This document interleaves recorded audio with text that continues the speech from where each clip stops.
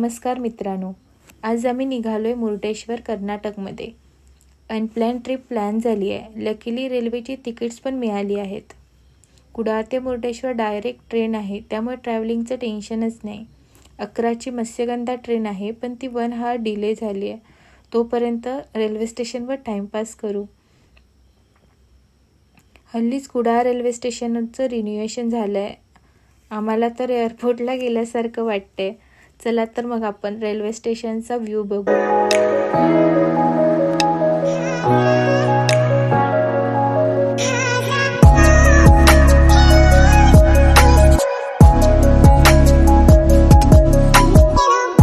आमचा अजून एक मेंबर ॲड झाला आहे.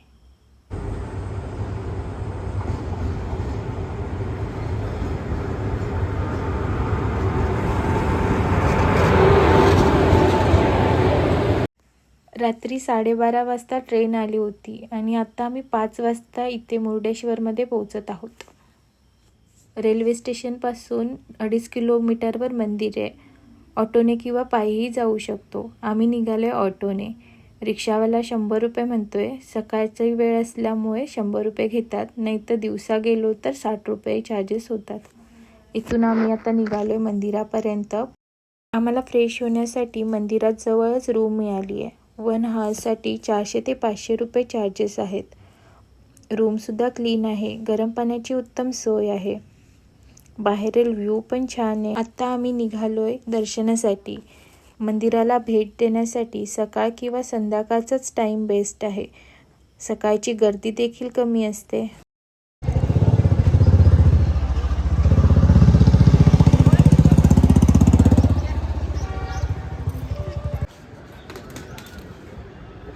मंदिराशेजारी असलेला मुर्डेश्वर बीच हा प्रवाशांसाठी मोठे आकर्षण आहे.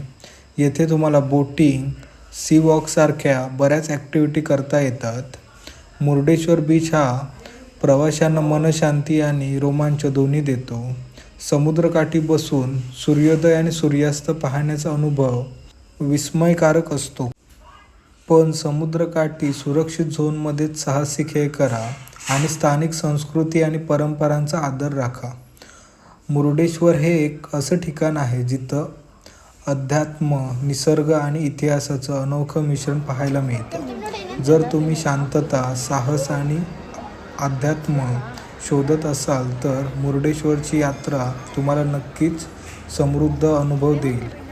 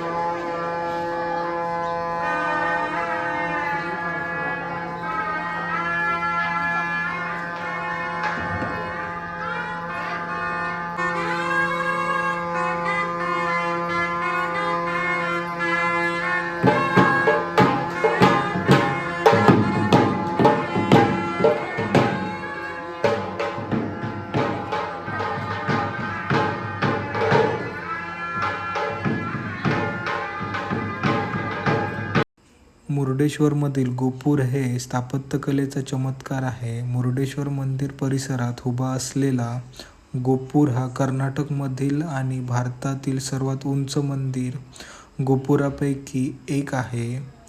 237 फूट उंच असलेला हा गोपूर केवळ मुर्डेश्वरचे प्रतीक नाही तर स्थापत्यकलेचा अप्रतिम नमुना आहे.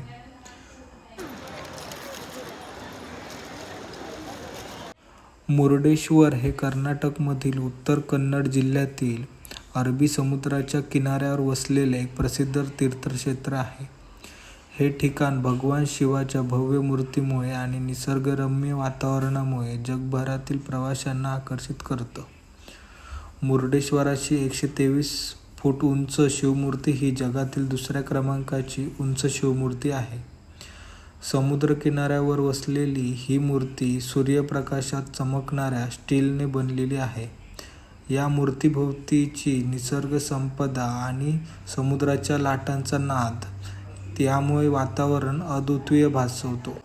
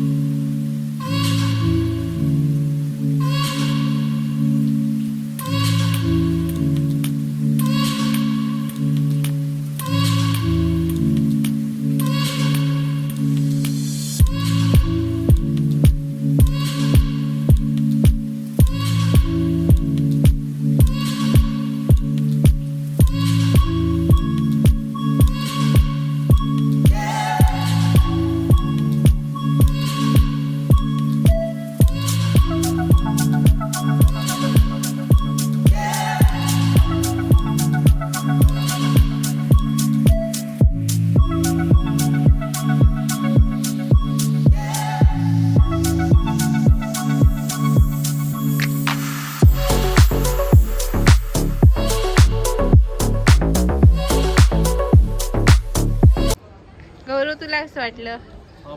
छान वाटलं. सांग रे. हा नुसता फोटो काढायलाच बिझी आहे.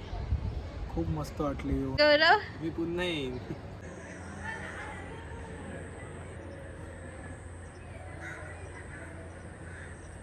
मुरुडेश्वरमध्ये भगवान शिवाची जगप्रसिद्ध उंच मूर्ती पाहायला मिळते. परंतु याच मूर्तीच्या तळभागी असलेली भूकैलास गुहा संग्रहालयाचे वैशिष्ट्य अनेक लोकांना माहिती नसतं. हे संग्रहालय पौराणिक कथा, हिंदू धर्मशास्त्र आणि भारताच्या समृद्ध सांस्कृतिक वारसाचं दर्शन घडवतं. इसे बनाया गया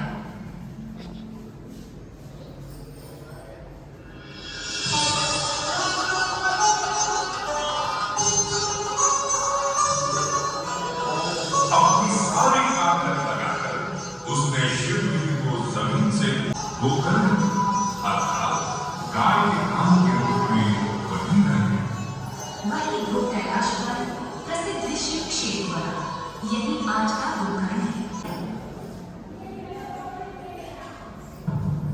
भूस्पर्श में आत्मलिंग को रावण ने उठाने का प्रयास किया, परंतु उसका प्रयत्न निष्फल हो गया। महाबलशाली होने पर भी रावण आत्मलिंग को उठा नहीं सका।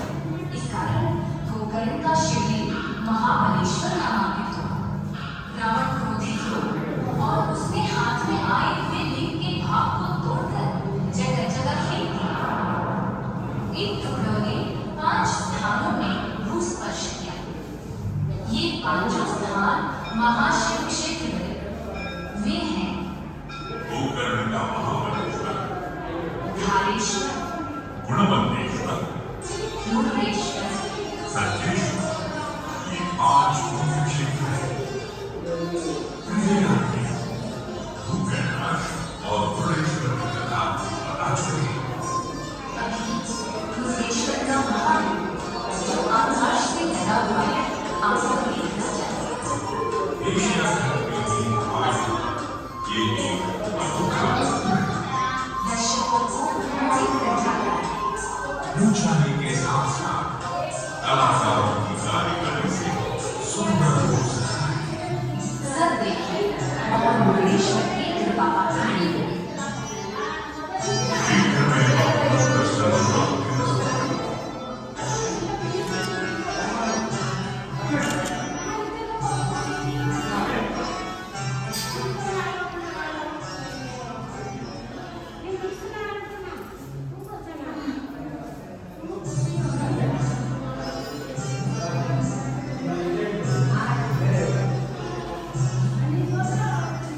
नमस्कार।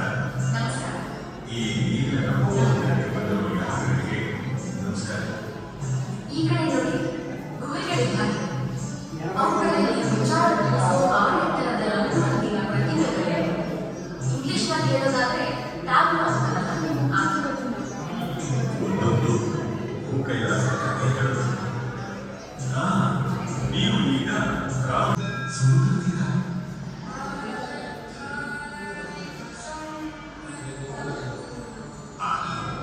ರಾಜಮಾತೆ ಕೈಲಾಸ